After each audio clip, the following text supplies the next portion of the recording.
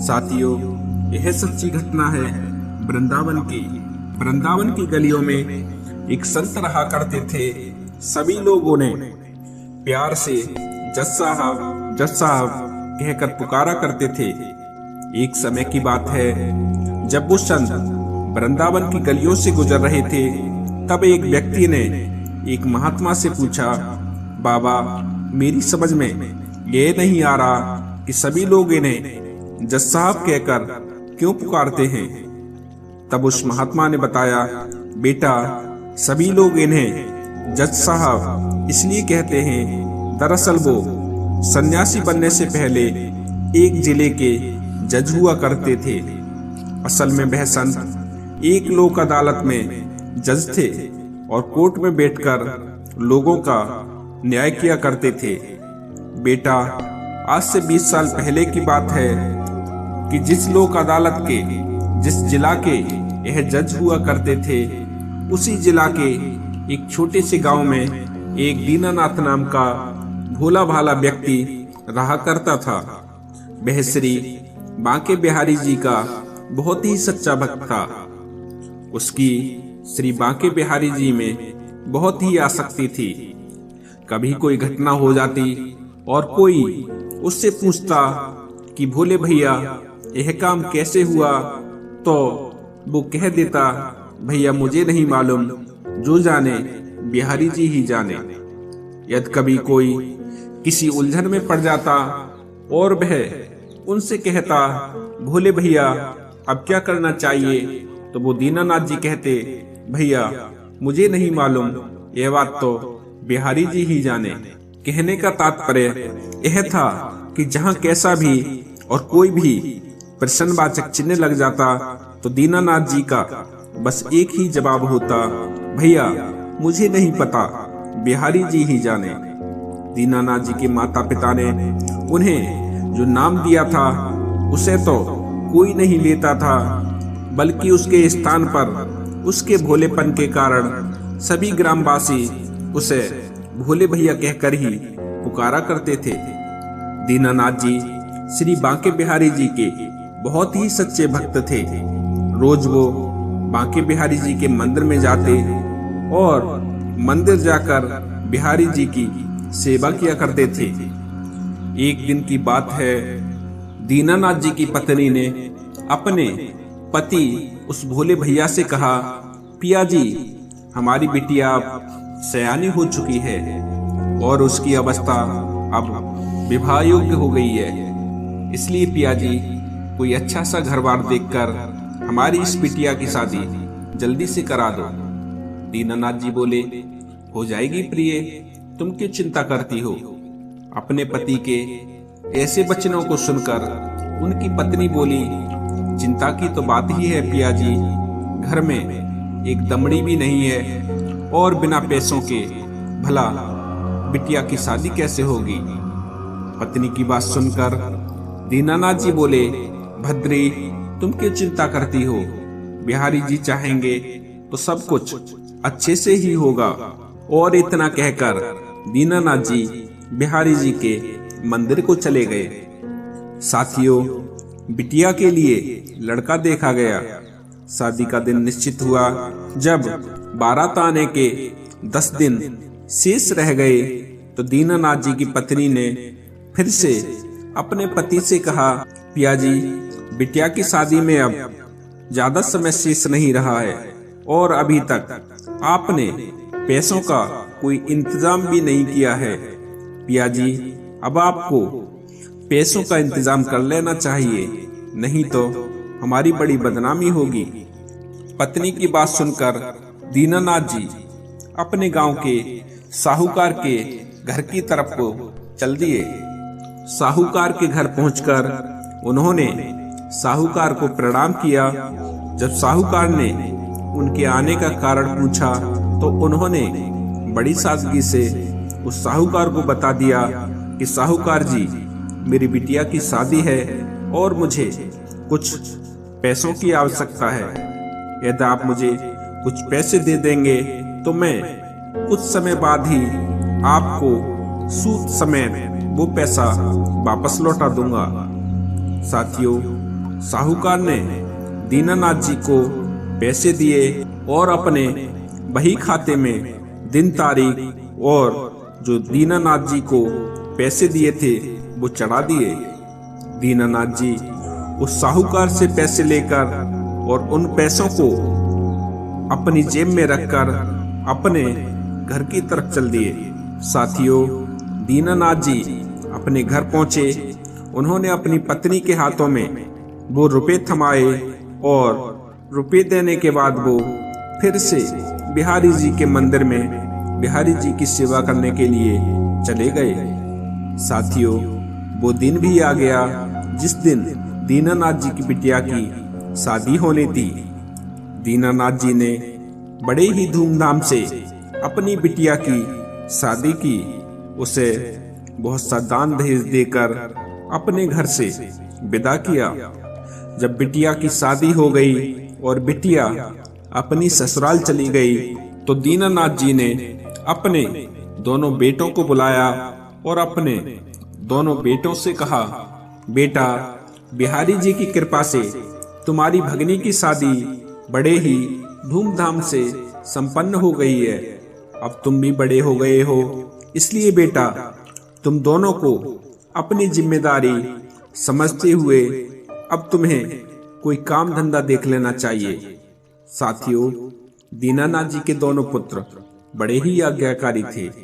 जब दोनों बेटों ने अपने पिता की ऐसी बातों को सुना तो बड़ा बेटा बोला, ठीक है पिताजी, हम दोनों भाई कल ही शहर चले जाते हैं और शहर जाकर कोई काम धंधा ढूंढते हैं। बेटों की बात सुनकर दीनानाथ जी बहुत ही खुश हुए और अपने बेटों को आशीर्वाद देते हुए वो बिहारी जी के मंदिर को चले गए और बिहारी जी की सेवा में लग गए। दीनानाथ जी के दोनों पुत्र बड़े ही होनहार थे। वे दोनों शहर गए और शहर जाकर उन्होंने खूब मेहनत की। करीब 6 माह के पश्चात दीनानाथ के दोनों बेटे अपने घर वापस लौट आए और शहर से कमाकर खूब सारा धन ले आए। वे अपने घर वापस लौटे। घर आकर उन दोनों बेटों ने अपने पिताजी दीनानाथ जी को घर बुलाया और अपने पिताजी से कहा, पिताजी, जो आपने साहूकार से पैसे उधार लिए थे उन पैसों को आप ले जाकर ब्याज सहित उस साहूकार को वापस कराओ, क्योंकि हम दोनों भाई शहर से वो पैसे कमा लाए हैं। पुत्रों की बात सुनकर दीनानाथ जी ने बेटों से पैसे लिए और फिर साहूकार के घर की तरफ को चल दिए। साहूकार के घर की तरफ जब वो जा रहे थे तो रास्ते में ही श्री बांके बिहारी जी का मंदिर था। दीनानाथ जी मंदिर में गए, बांके बिहारी जी को प्रणाम किया। प्रणाम करने के पश्चात वो साहूकार के घर की तरफ को चल दिए। साथियों, दीनानाथ जी साहूकार के घर पहुंचे, साहूकार को प्रणाम किया। साहूकार ने पूछा, बताओ भोले भैया, कैसे आना हुआ? क्या कोई और आवश्यकता है पैसों की? तो दीनानाथ जी बोले, नहीं नहीं भैया, मुझे पैसों की अब कोई आवश्यकता नहीं है, बल्कि मैं तो तुम्हारे जो मैंने पैसे उधार लिए थे उन पैसों को वापस लौटाने के लिए आया हूँ। साहूकार ने अपना बही खाता खोला, दिन तारीख देखी और तारीख देखने के बाद उसने अपना हिसाब लगाया और फिर दीनानाथ जी से बोला, भोले भैया, तुम्हें मुझे इतनी रकम वापस देनी है। इतना तुम्हारा ब्याज हो गया और इतना तुम्हारा मूल था। दीनानाथ जी ने अपने कुर्ते की जेब में हाथ डाला और अपने कुर्ते की जेब से पैसे निकाले और जितना उस साहूकार के ब्याज सहित पैसे बने थे वो दीनानाथ जी ने उस साहूकार को दे दिए। साहूकार ने अपनी बही खाते से हिसाब काटा। हिसाब काटने के पश्चात उसने एक पर्ची बनाई। उस पर्ची पर लिख दिया कि आज दिनांक को दीनानाथ जी ने मुझे मेरे सारे पैसे सूद समेत वापस कर दिए हैं और अब मेरा दीनानाथ जी पर कोई भी पैसा बकाया नहीं है। और ऐसा लिखकर उस साहूकार ने वो पर्ची दीनानाथ जी की तरफ बढ़ाई और पर्ची बढ़ाते हुए वो साहूकार बोला, लो भोले भैया यह पर्ची और इसे ठीक से पढ़ लो। दीनानाथ जी ने पर्ची पकड़ते हुए कहा, कोई बात नहीं भैया, आपने लिखा होगा तो सही सही लिखा होगा। मुझ पर तो पढ़ना लिखना आता नहीं है और मुझे तुम पर पूर्ण विश्वास है। जब साहूकार ने दीनानाथ जी के ऐसे वचनों को सुना तो उसके मन में लालच आ गया। साहूकार सोचने लगा कि इस पर तो पढ़ना लिखना आता नहीं है, क्यों ना मैं इसको एक फर्जी पर्ची बनाकर दे देता हूँ और इस पर से दोबारा से पैसा वसूल करता हूँ।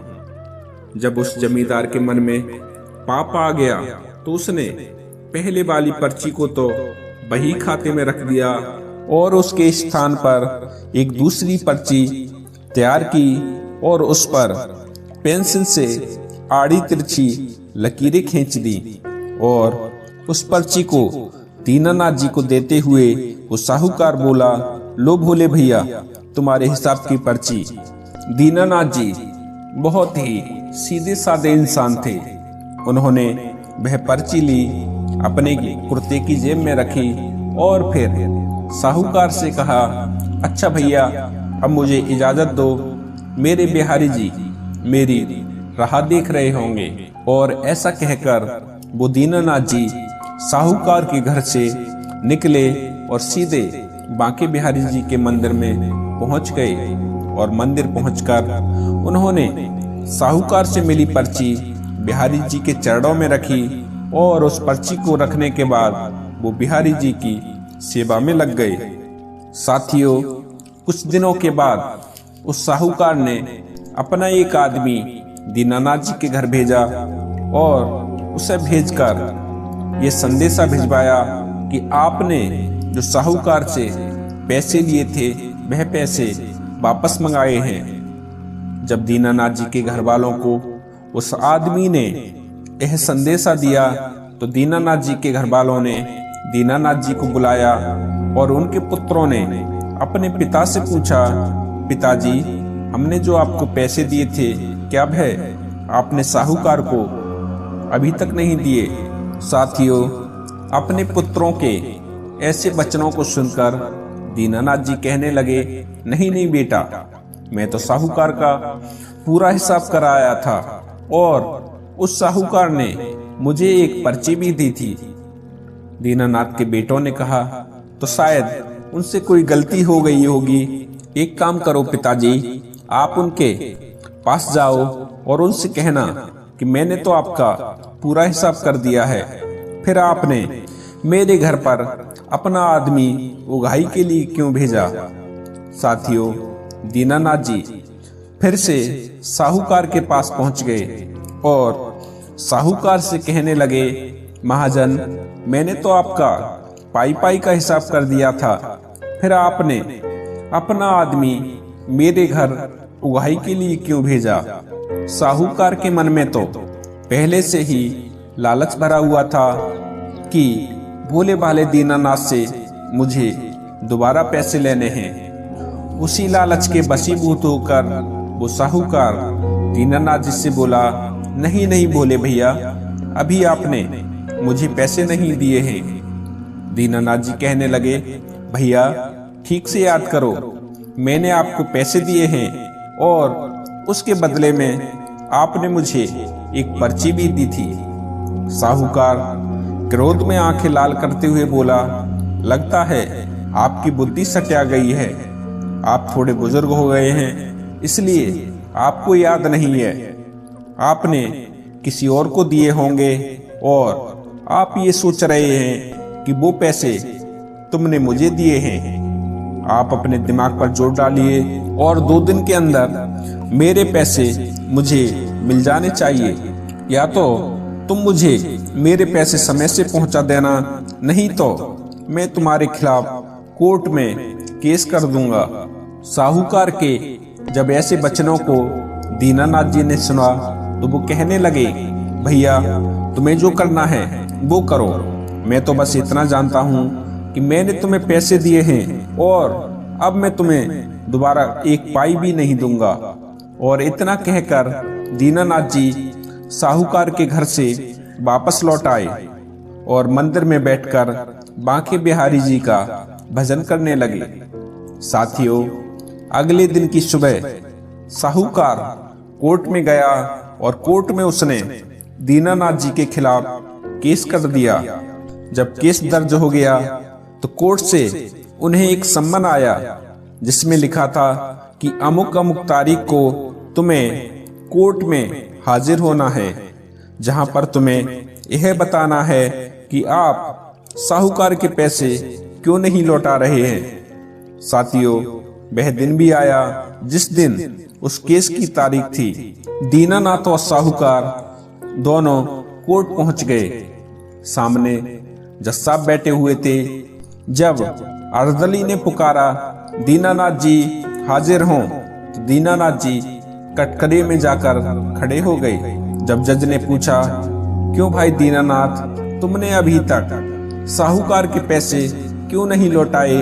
तो दीनानाथ जी कहने लगे, जज साहब, मैंने तो इनका पाई पाई का हिसाब कर दिया था और पता नहीं ये क्यों मुझ पर अकारण ही दोष लगा रहे हैं। जज ने पूछा, दीनानाथ जी, जब तुमने साहूकार को पैसे दिए थे तो साहूकार से तुमने कोई सबूत लिया था? तो दीनानाथ बोला, जी हजूर, मैंने जब साहूकार को रुपए लौटाए थे तो साहूकार ने मुझे सबूत के तौर पर एक पर्ची दी थी। जब जज ने पूछा, कहाँ है वो पर्ची, क्या तुम उस पर्ची को मुझे दिखा सकते हो? दीनानाथ जी ने अपने कुर्ते की जेब से वो पर्ची निकाली जो साहूकार ने बना के दी थी और जज साहब की तरफ बढ़ा दी। जज साहब ने वो पर्ची देखी और पर्ची देखकर जज साहब बोले, इसमें तो ऐसा कुछ भी नहीं लिखा है जिससे पता चल सके कि तुमने साहूकार के पैसे लौटा दिए हैं।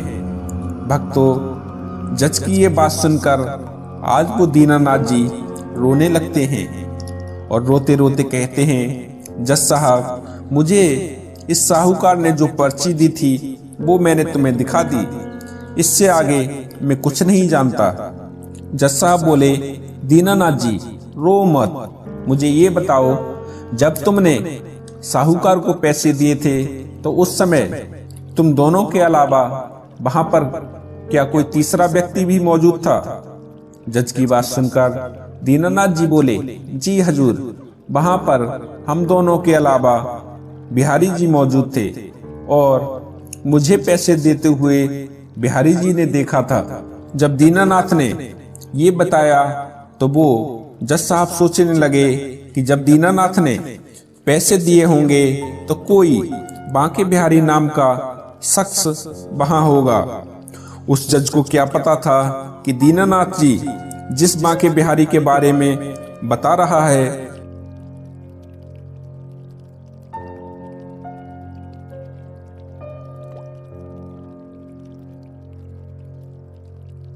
दीनानाथ और साहूकार को भी घर भेज दिया और दोनों से कहा कि आज से 3 दिन बाद फिर से तुम्हें अदालत में आना है।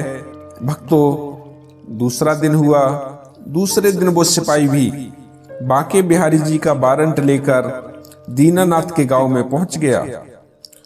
सिपाही को बांके बिहारी नाम के व्यक्ति को ढूंढते ढूंढते सुबह से दोपहर हो गया था, लेकिन उसे पूरे गांव में बांके बिहारी नाम का कोई भी शख्स नहीं मिला। साथियों, जब वो सिपाही बांके बिहारी जी को ढूंढते ढूंढते जब वो गांव के बाहर आ गया तो उसे एक बच्चा आता हुआ दिखाई दिया। सिपाही उस बच्चे के पास पहुंचा और उस बच्चे से पूछने लगा, बेटा, बांके बिहारी जी का घर कहाँ है? तो उस बच्चे ने मंदिर की तरफ इशारा करते हुए कहा, ताऊ जी, वो मंदिर देख रहे हो ना, वहीं रहते हैं बिहारी जी। बच्चे की बात सुनकर वो सिपाही सोचने लगा, शायद कोई मंदिर का पुजारी होगा जिसका नाम बांके बिहारी है। वो सिपाही मंदिर के गेट पर पहुंचा और मंदिर के दरवाजे में अपना बेत मारते हुए बोला, क्या कोई अंदर है?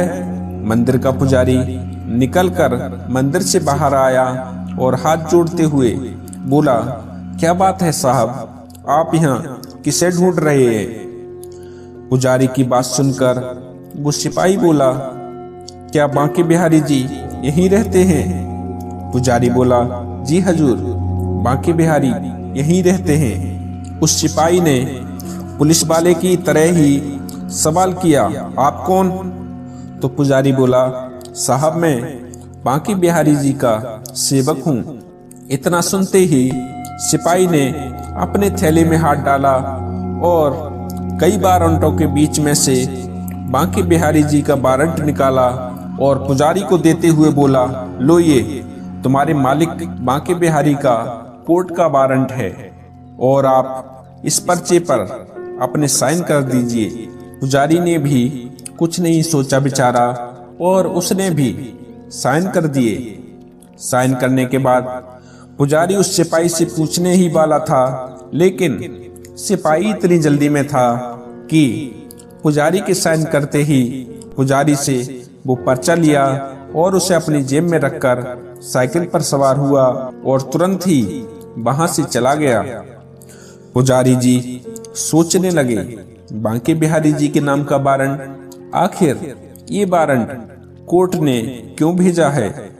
जब उस पुजारी ने वारंट खोला तो उसे पता चला ये वारंट तो भोले भैया के कारण ही कोर्ट ने बांके बिहारी जी को भेजा है। पुजारी ने वो वारंट पढ़ने के बाद बांके बिहारी जी की मूर्ति के चरणों में रख दिया और बिहारी जी की मूर्ति के सामने हाथ जोड़कर कहने लगा, प्रभु आपके भक्त ने आप पर विश्वास करके आपकी गवाही के लिए कोर्ट से वारंट जारी कराया है। प्रभु मेरी भी ये इच्छा है, तुम्हारा जो भक्त है दीनानाथ वे बहुत ही भोला वाला है। प्रभु उसे ये भी ज्ञात नहीं है कि भला पत्थर की मूर्तियां भी कभी किसी की गवाही देती हैं। प्रभु मेरी इच्छा है कि आप अपने उस भक्त का विश्वास मत टूटने देना और ऐसा कोई चमत्कार जरूर कर देना जिससे उस भक्त की लाज रह जाए और उसका आपके प्रति जो विश्वास है वो न टूट पाए। भक्तों इतना कहकर वो पुजारी उस वारंट को बिहारी जी के चरणों में समर्पित करके वहां से चला जाता है। साथियों दूसरा दिन हुआ, पुजारी ने बांके बिहारी जी की मूर्ति को स्नान कराया। स्नान कराने के बाद पुजारी ने बिहारी जी की मूर्ति के सामने कई सारे वस्त्र रख दिए और बिहारी जी की मूर्ति के आगे हाथ जोड़कर वो पुजारी कहने लगा, भगवान आपके सामने कई सारे वस्त्र रखे हुए हैं, आपको जो पसंद हो वो पहन लेना, लेकिन अपने उस भोले भाले भक्त की गवाही देने कोर्ट जरूर जाना। और ऐसा कहकर वो पुजारी मंदिर से बाहर चला गया। जब कोर्ट जाने का समय हुआ तो वो दीनानाथ सबसे पहले बिहारी जी के मंदिर गया, बिहारी जी को प्रणाम किया और बिहारी जी को प्रणाम करके कहने लगा, प्रभु आपको तो पता ही है कि मैंने साहूकार से जो पैसे लिए थे वो उसे लौटा दिए और उसकी पाई पाई का हिसाब कर दिया और वो अब मुझ पर झूठा आरोप लगा रहा है और अदालत में वो मुझे बेईमान सिद्ध कराना चाहता है। इसलिए प्रभु आप कोर्ट में जरूर आना और उस जज को साफ साफ बता देना जो सत्य है। बिहारी जी मूर्ति के सामने ऐसा कहकर और फिर बिहारी जी की मूर्ति को प्रणाम करके दीनानाथ जी कोर्ट के लिए चल देता है और कुछ समय पश्चात वो कोर्ट में पहुंच जाता है। साथियों, कोर्ट की कार्रवाई शुरू हुई। जज साहब अपनी कुर्सी पर बैठे।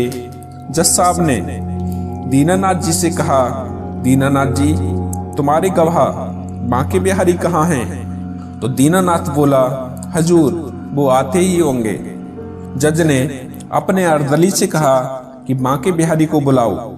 अर्दली ने जब आवाज लगाई, बांके बिहारी हाजिर हों, बांके बिहारी हाजिर हों। तीसरी बार जैसे ही उसने कहा बांके बिहारी, वह इतना ही कह पाया कि पीछे से आवाज आई, जी जज साहब, मैं आ चुका हूं। साहूकार ने जब ऐसी आवाज सुनी तो साहूकार सोच में पड़ गया कि जब दीनानाथ ने मुझे पैसे दिए थे तब तो वहां कोई नहीं था, फिर ये बुड्ढा कहां से आ गया। जज ने जब पीछे से आई हुई आवाज की तरफ अपनी दृष्टि दौड़ाई तो उन्होंने देखा एक बुजुर्ग व्यक्ति कोर्ट की तरफ बड़ा चला आ रहा है। उसके कपड़े फटे हुए हैं, सिर पर एक साफा बंधा हुआ है, गले में रुद्राक्ष की माला है और चेहरे पर एक अलग ही विलक्षण तेज है और मंद मंद मुस्कुराते हुए कोर्ट की तरफ चला आ रहा है। उस जज ने अपने जीवन काल में बहुत से लोगों को देखा था। वह जज एक से एक अच्छे व्यक्ति से मिला था, लेकिन जो तेज उस बुजुर्ग व्यक्ति के चेहरे में दिख रहा था, ऐसा विलक्षण तेज वाला व्यक्ति उसने आज तक नहीं देखा था। जब वो बुजुर्ग कटघरे में आकर खड़ा हो गया, जज ने जब पूछा, क्या तुम्हारा नाम ही बांके बिहारी है? तो वो बुजुर्ग बोला, जी जज साहब, मेरा नाम ही बांके बिहारी है। जज साहब ने उस बुजुर्ग से दूसरा सवाल किया कि जब दीनानाथ ने साहूकार को पैसे लौटाए थे, क्या तुम उस समय वहां मौजूद थे? तो वो बुजुर्ग व्यक्ति बोला, जी हजूर, मैं वहां मौजूद था और दीनानाथ ने सूद समेत सारे पैसे मेरे सामने ही दिए थे। जब उस बुजुर्ग की बातों को साहूकार ने सुना तो साहूकार कहने लगा, जज साहब, ये बूढ़ा व्यक्ति झूठ बोल रहा है। जज साहब ने कहा, ऑर्डर ऑर्डर। साहूकार जी, जब आपको बोलने का मौका दिया जाए तभी आप बोलें। बीच में बोलकर अदालत की कार्रवाई में व्यवधान न उत्पन्न करें। जज की बात सुनकर साहूकार शांत होकर खड़ा हो गया। फिर जज ने बिहारी जी की तरफ देखते हुए बिहारी जी से पूछा, बिहारी जी, आपने बताया कि जब दीनानाथ ने पैसे दिए तब आप वहां मौजूद थे और आपके सामने ही दीनानाथ ने साहूकार के पैसे लौटाए। क्या इस बात का तुम्हारे पास कोई सबूत है? तब बिहारी जी ने कहा, जी बिल्कुल, मेरे पास इस बात का सबूत है। जज ने पूछा, क्या सबूत है? तो बिहारी जी बोले, जज साहब, साहूकार जहां बैठता है उसके बाईं तरफ एक अलमारी है। उस अलमारी के भीतर 3 दराज हैं। उस अलमारी के बीच वाली दराज में एक लाल रंग की बही खाता है। उस बही खाते के 44 नंबर पेज पर एक पर्ची है जिस पर लिखा है कि उक्त दिनांक को दीनानाथ ने मेरे सारे पैसे सूद समेत मुझे लौटा दिए हैं और अब मेरा दीनानाथ पर कोई भी पैसा बकाया नहीं है। जज ने उस साहूकार से पूछा, क्या तुम्हारे घर पे कोई ऐसी अलमारी है? तो साहूकार बोला, जी जज साहब, मेरे घर में एक अलमारी है। जज ने साहूकार से उस अलमारी की चाबी मांगी और उस चाबी को एक पुलिस वाले को देते हुए कहा कि तुम अभी साहूकार के घर जाओ और ये देख कर आओ कि ये जो बांके बिहारी जी कह रहा है क्या ये सत्य है। इसके कहे अनुसार यदि उस अलमारी में कोई बही खाता हो तो तुरंत उस बही खाते को अदालत में लेकर आना। साथियों, जज का आदेश पाते ही वो पुलिस वाला उस साहूकार के घर चला जाता है और उस बही खाते को ले आता है और लाकर जज साहब को दे देता है। जब जज साहब ने वह बही खाता खोला तो उसमें से वो पर्ची निकल आती है जो उसने दीनानाथ जी के पैसे देते समय बनाई थी। और जब उसे पता चला था कि दीनानाथ पर तो पढ़ना लिखना नहीं आता है, तो उसने वो पर्ची तो अपने बही खाते में ही रख दी थी और एक दूसरी फर्जी पर्ची बनाकर उसे दीनानाथ जी को दे दिया था। जब जज ने वो पर्ची पढ़ी तो वह पूरा मामला समझ गया कि साहूकार झूठ बोल रहा है। जब जज ने साहूकार से पूछा, तुमने दीनानाथ पर झूठा इल्जाम क्यों लगाया, तो साहूकार हाथ जोड़कर जज से माफी मांगने लगा और सब कुछ जज को बता दिया। जज ने अपने सिपाहियों को आदेश दिया कि साहूकार को गिरफ्तार कर लो और इसे जेल में डाल दो और दीनानाथ जी को बाइज्जत बरी कर दो।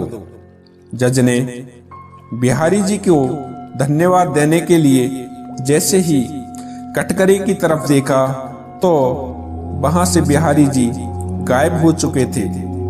जज ने दीनानाथ से पूछा कि बिहारी जी कहाँ गए।